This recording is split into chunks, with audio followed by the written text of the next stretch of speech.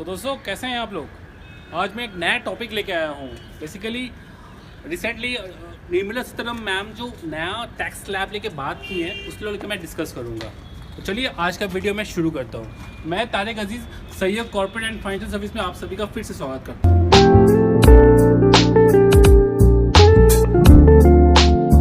दोस्तों आज का जो टॉपिक है बहुत इंपॉर्टेंट है, जहाँ मिडिल क्लास फैमिली के लिए बहुत मायने करता है, क्योंकि जहाँ 5 लाख इनकम का जीरो स्लैब में थे वहाँ आज बढ़ते हुए 7 लाख आ गया है। तो ये बहुत मायने करता है। तो चलिए इस वीडियो को और इलैबोरेट करने के लिए मैं स्टार्ट करता हूँ पुराना जो हमारे ओल्ड इनकम टैक्स स्लैब का क्या था कि 2.5 तक आपका नील इनकम टैक्स रिटर्न था। 2.5 टू अगर आप 5 लाख तक इनकम करते हैं तो आपको 5% टैक्स देना पड़ता था, जो अंडर सेक्शन 87A में टैक्स फ्री था। मतलब अप टू 5 लाख आपका टैक्स फ्री था बेसिकली। उसके बाद अगर आप 5 to 7.5 लाख तक देखते हैं तो वहाँ टैक्स स्लैब था 10%, और 7.5 to 10 लाख तक आपका टैक्स स्लैब था 15%। इसके बाद 10 to 12.5 आपका हो गया 20%, और 12.5 to 15 लाख तक हो गया 15%, और इससे ज़्यादा जिसका 25%। और अगर आपका 15 लाख से ज़्यादा इनकम है तो आपको 30% स्लैब देना पड़ता था, जिसमें आपका 30% टैक्स स्लैब में पड़ते थे आप, अगर आपका इनकम मोर देन 15 लाख है। तो बेसिकली यहाँ मिडिल क्लास फैमिली को राहत था, 5 लाख तक राहत था। बट यहाँ एक क्या था, आपका बहुत सारा डिडक्शन था, लाइक 80C डिडक्शन था, प्लस 1010D था, प्लस आपका 80D डिडक्शन था। तो यहाँ ये सब मेडिकल बेनिफिट का डिडक्शन था। तो ये सब डिडक्शन के बाद भी आपको राहत मिलता था ऑलमोस्ट। अगर आपका income more than 7 lakh 8 lakh के आसपास हुआ भी तो भी आपको बहुत ज़्यादा राहत मिलता था। मगर अगर आप नया स्लैब में जाते हैं, नया इनकम टैक्स स्लैब में जाते हैं, तो आपको 7 लाख तक ज़ीरो टैक्स स्लैब मिल रहा है। यहाँ बहुत सारा क्वेश्चन क्रिएट हो रहा है, बहुत सारे फ़ोन्स भी आने लगे हैं कि नया स्लैब में क्या इनकम टैक्स फाइल करूँ, क्या ओल्ड स्लैब में इनकम टैक्स फाइल करूँ। तो यहाँ एक क्लैरिटी होना चाहिए कि नया स्लैब में क्यों करना होगा और इनकम टैक्स या ओल्ड स्लैब में करूँ। तो चलिए नया इनकम टैक्स हम लोग डिस्कस करते हैं, जो रिसेंटली निर्मला सीतारमण मैम जो अनाउंस की है। तो बेसिकली 3 लाख तक यहाँ छूट दिया गया है, नो टैक्स।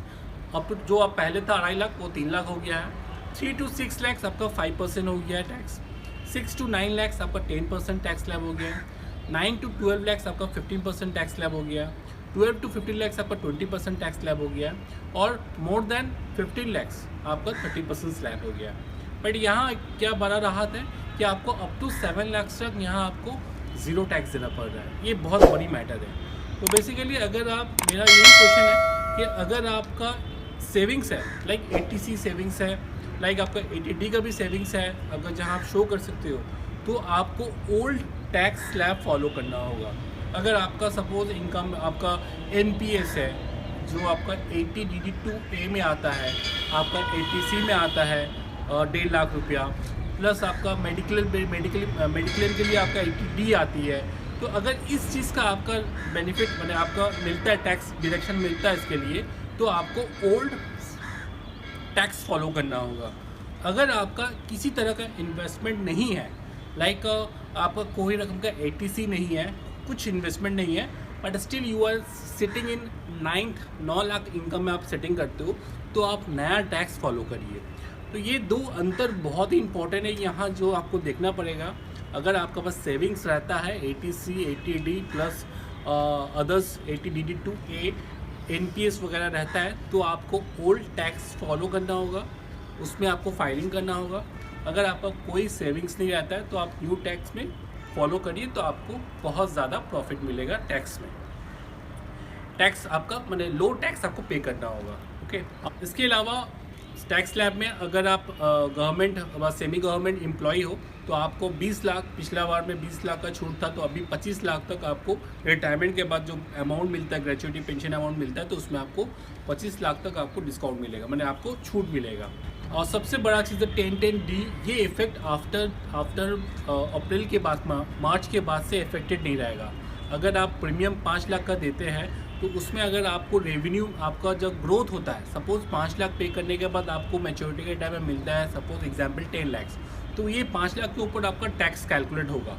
तो ये बहुत बड़ा एक पॉइंट ऑफ व्यू है जहां आपको टैक्सेबल हो जा रहा है इंश्योरेंस में भी, जो 1010D इफेक्ट नहीं करेगा।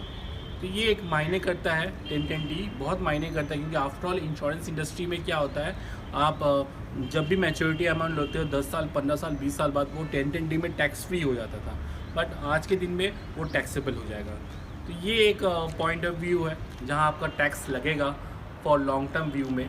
तो दोस्तों डिस्क्रिप्शन में मैं लिंक दिया हुआ है, अगर आपको किसी भी तरह टैक्स रिलेटेड कोई इशू है तो मैं एक लिंक दिया हूँ जहां आप दोनों स्लैब भी दिया हुआ है, ओल्ड ऑप्शन भी दिया हुआ है, न्यू ऑप्शन भी दिया हुआ है।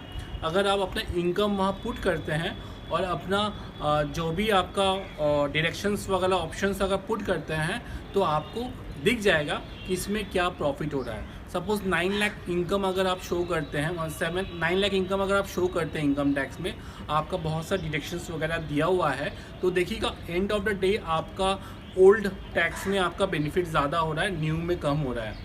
अगर आप ऑपोजिट वर्जन में देखिएगा, अगर आपका इन्वेस्टमेंट वगैरह नहीं है तो आपका न्यू वाला में ज़्यादा हो रहा है टैक्स, जहां आप अपना टैक्स ज़्यादा बचा पा रहे हो, आपका टैक्स कम लग रहा है न्यूज़ में। तो इसमें आप देख सकते हैं, तो आपको मैं डिस्क्रिप्शन में लिंक दिया हूँ ऑलरेडी।